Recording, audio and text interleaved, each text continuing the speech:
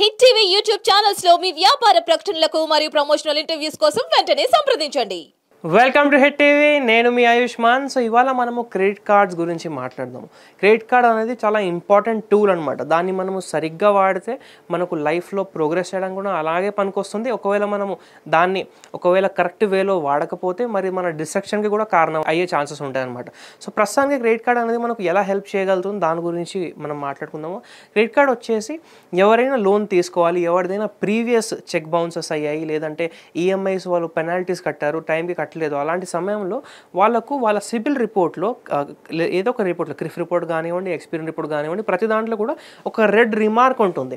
ఆ red remark వల్ల ఏంటంటే వాళ్ళకు ఫ్యూచర్లో లోన్స్ తీసుకోవడానికి చాలా ప్రాబ్లం అవుతుంది. ఎందుకంటే వాళ్ళ క్రెడిట్ స్కోర్ అనేది పడిపోతుంది.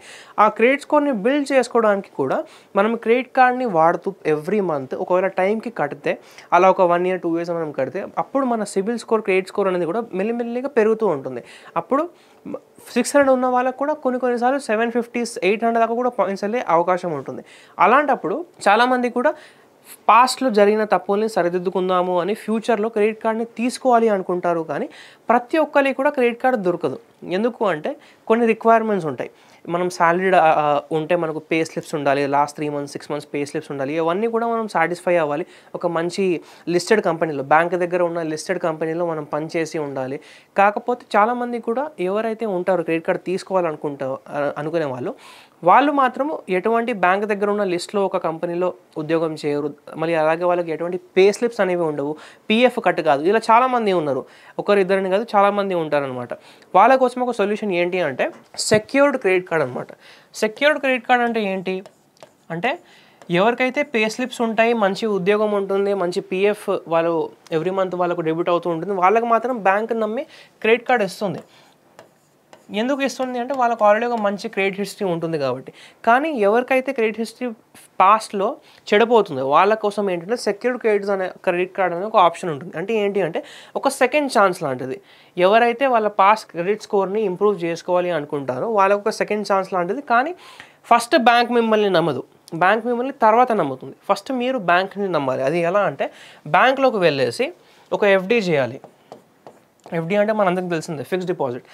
చాలామంది చేసి కూడా ఉంటారు. కాకపోతే ఎంత ఎఫ్డి చేయాలి అంటే ఇది సమ్వేర్ అరౌండ్ 10,000 నుంచి 50,000 మధ్యలో మీరు చేయవచ్చు. డిఫరెంట్ బ్యాంక్స్లో డిఫరెంట్ రిక్వైర్మెంట్స్ ఉంటాయి అన్నమాట. సో 10,000 to 50,000 అయినా ఎఫ్డి మీరు ఏ బ్యాంక్లో అయినా చేయవచ్చు. ఇప్పుడు 10,000 మనం ఎఫ్డి పెట్టామనుకోండి, సరే యావరేజ్ 20,000 ఎఫ్డి పెట్టామనుకోండి. ఎఫ్డి పెట్టిన తర్వాత 20,000 మీద మనం క్రెడిట్ కార్డ్ అప్లై చేసుకోవచ్చు. ఆ ఎఫ్డి మీద క్రెడిట్ కార్డ్ అప్లై చేసుకోవచ్చు. అంటే బ్యాంక్కి మనం ఆల్రెడీ మన డబ్బులు అనేది ఇచ్చేసాము, దాని మీద దాన్ని సెక్యూరిటీగా పెట్టుకొని మనకు వాళ్ళు ఒక క్రెడిట్ కార్డ్ ఇష్యూ చేస్తారు. ఆ క్రెడిట్ కార్డ్ ఇచ్చినప్పుడు ఏమవుతుందంటే టోటల్ 20,000కి 20,000 లిమిట్ అనేది మనకు రాదు. వస్తే 15,000 అన్న రావచ్చు, లేదంటే 18,000 అని రావచ్చు. డిపెండ్స్ అనమాట. ప్రతి బ్యాంక్ వాళ్ళ పాలసీని బట్టి క్రెడిట్ కార్డ్ అనేది ఇష్యూ చేస్తారు. 80 to 90% అనేది జనరల్గా వస్తుంది. ఇప్పుడు 15,000 వచ్చింది అనుకుంటాము. ఆ 15,000 వచ్చిన క్రెడిట్ కార్డ్ని కరెక్ట్గా మనం 1 year అలా వాడి కరెక్ట్గా టైంకి కట్టామనుకోండి, ఏదో ఒకటి పెట్రోల్ కోసం కావచ్చు, లేదంటే గ్రాసరీస్ కోసం కావచ్చు, ఏదైతే ఖర్చులు మనం ఎవ్రీ మంత్ చేస్తామో క్యాష్ తోటి, ఆ ఖర్చులు మనం క్రెడిట్ కార్డ్తో చేసి మళ్ళీ దానికి టైంగా రీపేమెంట్ చేస్తే తప్పకుండా మన సిబిల్ స్కోర్ అనేది పెరుగుతుంది. మీరు ఇలా కూడా చేయవచ్చు. ఇవాళ క్రెడిట్ కార్డ్ని వాడి రేపు కట్టకుండా ఎల్లుండి కట్టేవచ్చు. అలా ప్రతిసారి చేస్తూ ఉండగా సిబిల్ స్కోర్ అనేది మెల్లమెల్లగా పెరుగుతుంది. అలా పెరిగిన తర్వాత ఏంటంటే మెల్లమెల్లగా బ్యాంక్కి మీ మీద నమ్మకం అనేది స్టార్ట్ అవుతుంది. ట్రస్ట్ చేస్తారు.